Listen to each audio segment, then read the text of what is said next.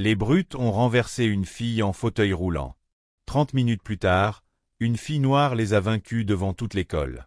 C'était un jeudi matin venteux à la Jefferson Middle School, à Birmingham, en Alabama. Le soleil s'était levé, stable et lumineux, projetant de longues ombres sur l'asphalte usé du parking, où les bus scolaires s'arrêtaient en grinçant. Les élèves en sortaient dans un tumulte familier, bavardant, tenant leur téléphone, leur sac à dos pendu bas, les yeux cherchant leurs amis. C'était le chaos organisé habituel avant la première sonnerie. Mais pour Trinity et 13 ans, la journée ne commençait ni avec des bavardages, ni avec confiance. Elle était assise tranquillement près du mât du drapeau, observant les élèves passer autour d'elle comme si elle était un meuble. Trinity était petite pour son âge, douce et habituée à être ignorée, jusqu'à ce qu'elle ne le soit plus. Elle était aussi l'une des 3 seuls élèves de Jefferson à utiliser un fauteuil roulant. Née avec un spina bifida, Trinity n'avait jamais connu la vie sans des roues sous elle, mais cela ne l'avait jamais empêchée de sourire. Ses yeux brillaient, ses réponses en classe étaient toujours réfléchies, et elle avait un rire capable de réchauffer une pièce. Mais cela n'empêchait pas des élèves comme Camden Brooks de la traiter comme une moins que rien. Camden, élève de 4e, équivalent à la 8e aux États-Unis, joueur de football américain, grand, arrogant, issu d'une famille dont le nom était gravé dans le gymnase de l'école, n'aimait pas ceux qui ne rentraient pas dans le moule. Il ne le disait pas à voix haute. Pas besoin. Les moqueries, les regards en coin, les moments où il bloquait son passage dans les couloirs ou imitait le grincement de ses roues en classe, ça disait tout. Ce matin-là, Trinity essayait d'entrer à l'école lorsque c'est arrivé. Elle était à quelques mètres de la rampe d'accès quand Camden et 2 de ses acolytes, Hunter et Mike, se sont plantés devant elle. Ils ne parlaient pas au début. Ils faisaient juste barrage, les bras croisés, la regardant avec des rictus comme s'ils observaient quelque chose de cassé. Hunter tendit la main et tapa sur la jante de son fauteuil roulant. « Tu as déjà pensé à installer des turbopropulseurs là-dessus » dit-il en riant. Les doigts de Trinity se crispèrent sur les roues. « Allez, » dit Camden en s'approchant. « On va te faire de la place. » Mais au lieu de s'écarter, il se pencha et attrapa l'avant de son fauteuil. En un seul geste, il le bascula juste assez pour la faire chavirer.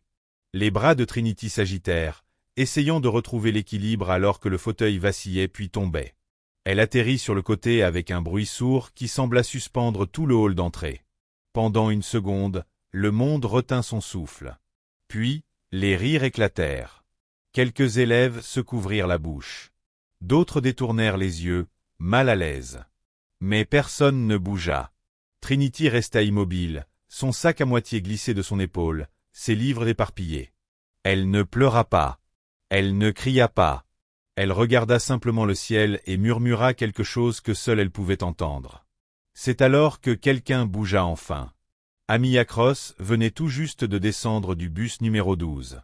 Elle vit la scène, la chute, les rires, et le sourire stupide de Camden alors qu'il tapait dans la main de Mike. Ses poings se serrèrent. Avant même de s'en rendre compte, elle traversait la foule. Amia n'était pas du genre bruyante. Elle n'était ni déléguée de classe, ni élève modèle. Mais elle avait autre chose, un feu intérieur silencieux que les gens ne remarquaient que lorsqu'il se mettait à brûler. Elle s'agenouilla à côté de Trinity, l'aida à se redresser et vérifia son coude. « Ça va » demanda-t-elle. Trinity hocha simplement la tête, les lèvres serrées. Amia leva les yeux. Et sa voix déchira le silence comme un coup de tonnerre. « Tu trouves ça drôle » Camden se retourna. « Mêle-toi de tes affaires. » Amia se redressa lentement, toute droite.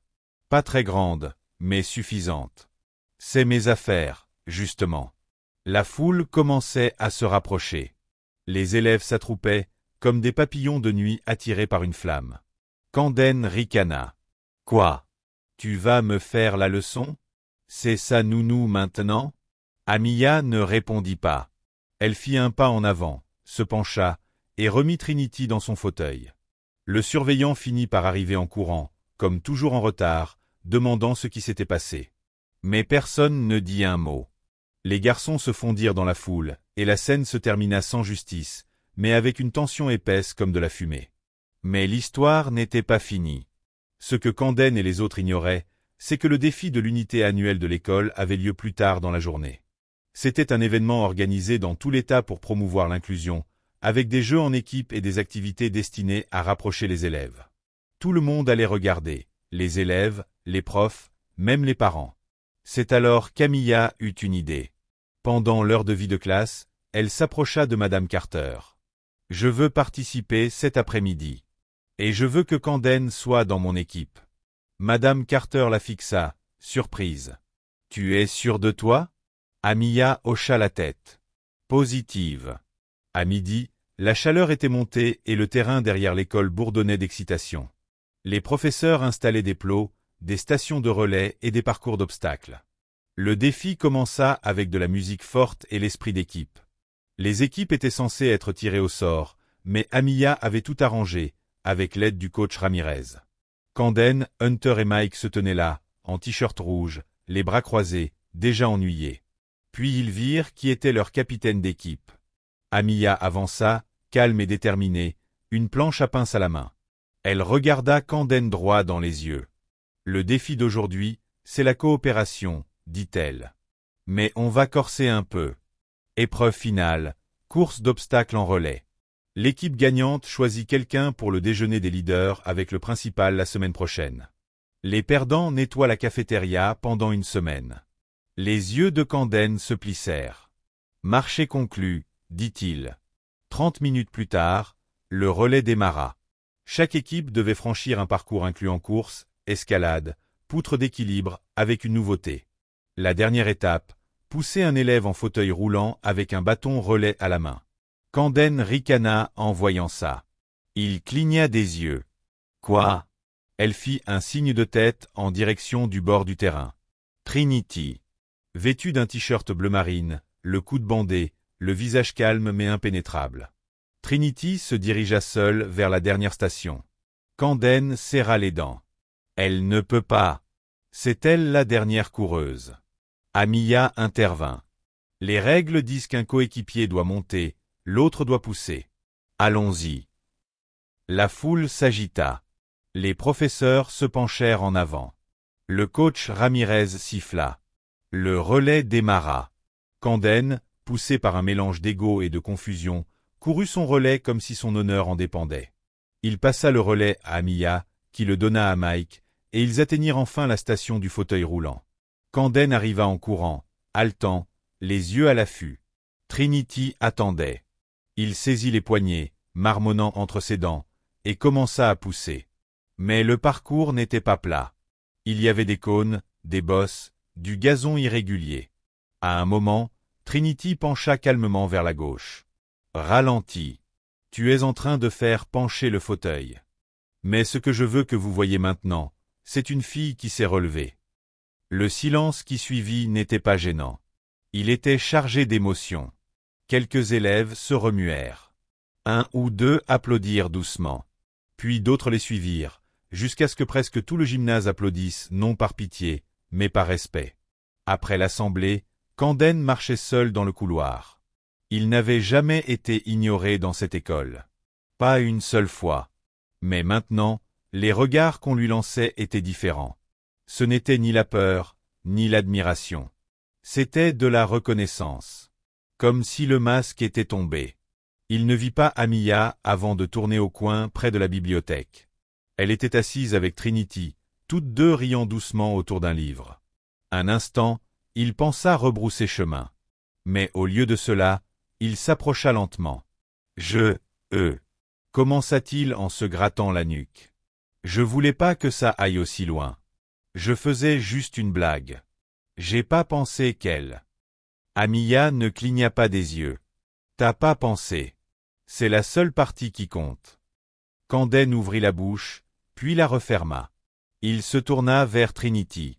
Je suis désolé. Vraiment. J'ai été un imbécile. Trinity leva les yeux vers lui, le visage impassible. Je te pardonne, dit-elle enfin. Mais j'ai pas besoin que tu sois désolé. J'ai besoin que tu fasses mieux. Camden hocha la tête, maladroit. Ouais. Ok. Il s'éloigna, puis s'arrêta. Si jamais t'as besoin d'aide pour réparer la roue, je suis pas mal avec les outils. Trinity haussa légèrement les épaules. On verra. À la fin de la semaine, Quelque chose avait changé à Jefferson. Ce n'était pas magique. Pas immédiat. Mais le couloir semblait différent. Plusieurs élèves prirent le temps de tenir la porte pour Trinity. D'autres commencèrent à s'asseoir avec elle et Amiya à la cantine. Les professeurs intégrèrent des discussions sur l'inclusion et l'accessibilité dans leurs cours. Le principal Gen lança un nouveau forum mensuel appelé le Cercle, un espace où les élèves pouvaient parler ouvertement de ce qu'ils vivaient, de leurs peurs, et de ce que l'école pouvait améliorer. Trinity et Amiya furent les premières à prendre la parole lors de la réunion inaugurale. Camden était là aussi. Il ne parla pas. Pas encore. Mais il écouta. Ce printemps-là, Jefferson Middle School reçut un prix de l'État pour ses programmes d'inclusion. Mais pour Trinity, le vrai prix arriva tranquillement, un matin d'avril, quand elle entra dans la cafétéria et trouva sa table préférée déjà réservée, avec une petite pancarte faite à la main collée à la chaise. Réservée pour Trinity Echo. Elle sourit. Pas parce qu'elle avait besoin d'une place, mais parce que, enfin, on la voyait autrement que comme une fille en fauteuil. Elle était Trinity. Et elle s'était relevée. L'été arriva tôt cette année-là à Birmingham, l'air chargé du parfum de l'herbe fraîchement coupée et du chèvrefeuille, la chaleur montant du trottoir en vagues scintillantes. Les journées de Trinity furent remplies d'examens de fin d'année, de pique-niques de classe et de préparatifs pour le spectacle de printemps du collège, une tradition bien aimée de Jefferson où les élèves de chaque niveau montrent leur créativité. Il y avait toujours des danseurs, des chanteurs, des humoristes. Mais cette année, quelque chose de différent planait. L'école ne se contentait pas de conclure un semestre. Elle fermait un chapitre. Et au cœur de ce changement, il y avait deux filles qui, discrètement et sans demander la permission, avaient réécrit la définition du courage. Amiya avait suggéré qu'elles fassent quelque chose ensemble pour le spectacle. Trinity avait hésité au début. Monter sur scène, c'était quelque chose qu'elle n'avait jamais imaginé faire. Pas devant toute l'école. Qu'est-ce qu'on ferait même ? Demanda-t-elle un après-midi, alors qu'elles étaient assises sous le magnolia près du terrain d'athlétisme. Du slam, dit Amiya. Tu écris tout le temps. Ce poème que tu m'as montré sur le ciel, c'était du feu. Trinity secoua la tête. C'était juste pour moi. Amiya pencha la tête. Peut-être, mais peut-être que quelqu'un d'autre a besoin de l'entendre aussi. Elles passèrent 2 semaines après les cours à la bibliothèque à travailler leurs textes. Elles écrivirent sur ce que c'est d'être vu et invisible, sur le fait de rouler dans les couloirs pendant que les autres marchaient en détournant les yeux. Elles écrivirent sur des voix qui ne crient pas, mais qui font trembler les murs. Amiya apportait le rythme, le feu, le mouvement. Trinity apportait le silence, la grâce, la puissance. Le jour du spectacle arriva, et les élèves remplirent le gymnase dans un flou de baskets brillantes et d'énergie nerveuse. Les parents s'assirent le long du mur du fond, beaucoup tenant leur téléphone prêts à filmer. Monsieur Hargrove, le professeur de théâtre, ajustait le micro entre les numéros, appelant les noms comme un présentateur de foire. Les prochaines, Amiya Cross et Trinity Hay, avec une performance originale de slam. Une vague parcourut la foule. Amiya entra la première, ses yeux balayant le public, les lèvres serrées, concentrée. Trinity la suivit en fauteuil roulant, le dos droit, les mains croisées sur les genoux. Elles se placèrent au centre du terrain, face à la foule. Puis Amiya commença, sa voix claire et assurée. On m'a dit que les filles silencieuses ne font pas de révolution. Que le silence, c'est de la douceur. Que l'immobilité, c'est de la faiblesse. Mais j'ai vu des tempêtes dans des eaux calmes, et j'ai vu le tonnerre arriver, sur des roues. Trinity enchaîna sans pause, sa voix plus douce, mais tout aussi puissante. J'ai été invisible et inévitable. J'ai été une blague et un point d'interrogation. Mais maintenant, je suis le point final à vos suppositions. Leurs mots s'entremêlaient, un appel et une réponse. Un duo, non pas de mélodie, mais de vérité. Le gymnase était silencieux, le genre de silence qui se mérite, pas forcé, pas un tout-sautement, pas une vibration de téléphone, juste l'écho de 2 filles qui prenaient pleinement leur place, sans excuse. Quand ce fut fini, il n'y eut pas d'explosion immédiate d'applaudissements. Juste un temps d'arrêt, une respiration, puis des applaudissements tonitruants. La mère de Trinity se tenait au fond, les mains sur la bouche, les yeux remplis de fierté. Même le principal Gen s'essuya le coin de l'œil avec sa manche. Camden, assis avec son petit frère près des gradins, n'applaudit pas tout de suite. Il regardait, Simplement, regardait Trinity quitter la scène en fauteuil roulant, Amiya à ses côtés. Toutes deux riaient, détendues, entières. Il se tourna vers son frère, un élève de 6e avec la même mâchoire carrée et le même entêtement. « T'as vu ça, petit frère ?» Le garçon hocha la tête. C'était cool. Camden acquiesça doucement. Ouais, c'était cool. La dernière semaine d'école passa en un éclair. Vidage de casier, notes finales, album de fin d'année rempli de signatures et de blagues internes. Camden s'approcha de Trinity à la bibliothèque le dernier jour. « J'ai entendu dire que tu vas à Washington High l'année prochaine, » dit-il, les mains dans les poches. Elle leva les yeux de son livre. « Ouais, le programme spécialisé est meilleur là-bas. » Il hocha la tête. « Tu vas tout déchirer. » Elle ne dit pas merci. Elle sourit. Et c'était suffisant. Amiya resterait à Jefferson pour la 8e année. Et même si elles ne se verraient plus tous les jours, le lien entre elles était gravé dans la pierre. Elles firent un pacte, se donner des nouvelles chaque dimanche, continuer à écrire, continuer à avancer. Et ne jamais laisser le silence s'installer là où la vérité doit exister. Pendant l'été, Trinity et sa mère firent un road trip à Selma, traversant à pied ou roulant le pont Edmund Pettus, le même pont que d'autres avaient franchi avant elle. Sa mère lui raconta des histoires sur son grand-père, qui avait fait partie du mouvement en 1965, et sur le fait que le courage n'était pas toujours bruyant. Parfois, c'était une fille tranquille en fauteuil roulant qui revenait chaque jour, refusant de disparaître. Pendant ce temps, à Birmingham, le principal Gaines invita Amiya à co-diriger le premier conseil de diversité des élèves pour l'année scolaire suivante.